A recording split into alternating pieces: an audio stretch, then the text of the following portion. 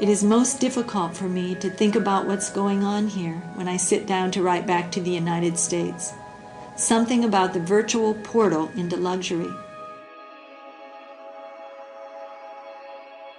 I don't know if many of the children here have ever existed without tank shell holes in their walls, and the towers of an occupying army surveying them constantly from the near horizons.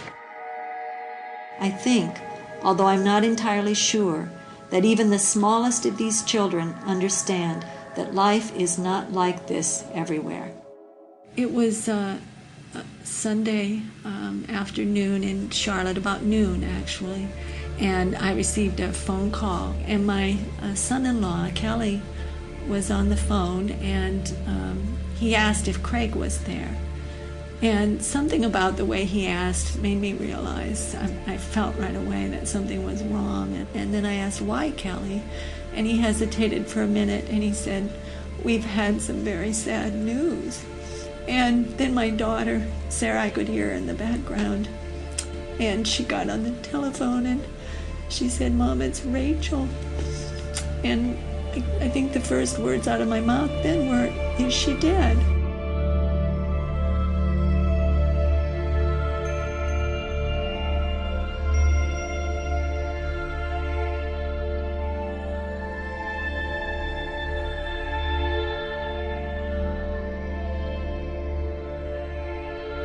We were opposing the demolition of farmland and other property, Palestinian property, by Israeli destruction forces and bulldozers.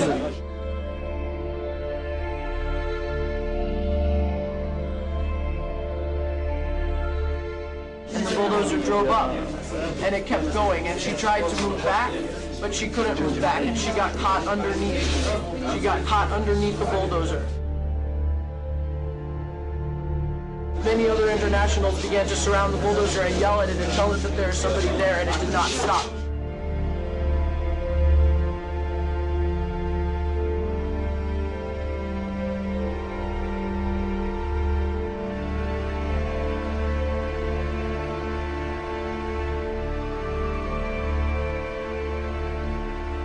Where Rachel was killed, she was protecting a doctor's home. And that's important to realize. And the 3 children, his wife, she knew that family, and that doctor felt that Rachel was like a daughter to him. He bought that house. It was in the middle of the neighborhood. There were other rows of houses between his house and the border. Those other homes, those other streets were all destroyed, and now it was his turn. And I've had people say, well, she was in a war zone, and Cindy points out that war zone is people's neighborhoods. Those are children. I'm here for other children. I'm here because I care. I'm here because children everywhere are suffering, and because 40,000 people die each day from hunger. I'm here because those people are mostly children. We have got to understand that the poor are all around us, and we're ignoring them. We have got to understand that these deaths are preventable. We have got to understand that people in third world countries think and care and smile and cry just like us. We have got to understand that they are us, we are them. My dream is to stop hunger by the year 2000. My dream is to give the poor a chance. My dream is to save the 40,000 people who die each day. My dream can and will come true if we all look into the future and see the light that shines there.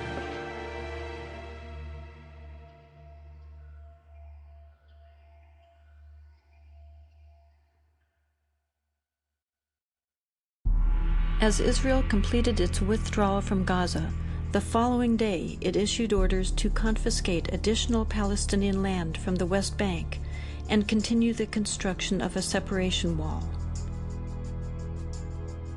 This wall is twice the height of the Berlin Wall and 4 times longer.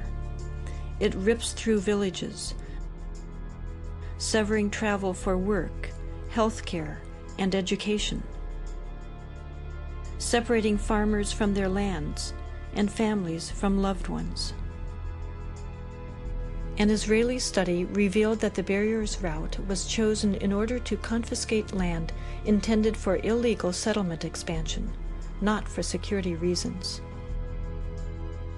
Here you have this huge wall being constructed right in the middle of the West Bank. How can anybody believe that there's going to be the creation of a real state? It's a symbol and a reality of oppression.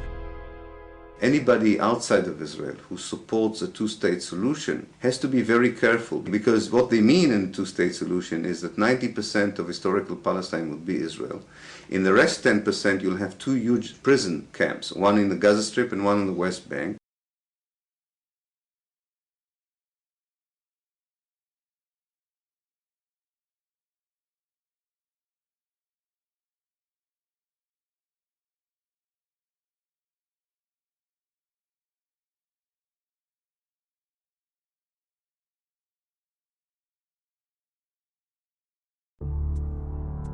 The people who fought in the war were also the people who wrote the history books of the war.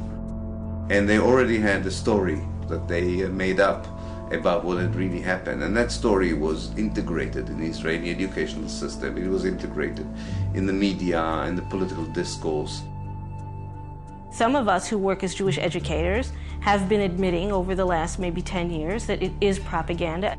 Israelis don't understand what's going on. They don't know the occupation. We began to educate ourselves. And the first thing we did was invite women, Palestinian women, to come into our homes and talk to us and tell us what exactly was the problem as they saw it. And little by little, we learned about their lives. We learned about the suffering they encountered on a daily basis. We learned about the killing going on there, about the lives that were completely circumscribed by an occupation that they had no control over. I'm one of the few Israelis not in uniform and that's been in the territories in the last 9 months. You just see that the army was actually waging a very cruel war. On the Israeli side, there seems to be no understanding that this is how you create terrorism. If you are so repressive on a people, you give them the sense of having no options, and that's a very dangerous place. In fact, there's a very clear correlation between the kind of human rights abuses that Israel commits in the West Bank and Gaza and the Palestinian militant response to those abuses.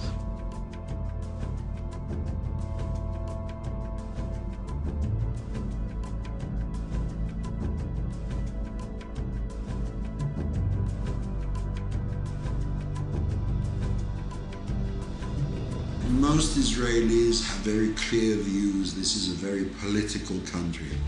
And when you talk to somebody, you can argue all night. And you can go red in the face or blue in the face or whatever the color, you won't get anywhere.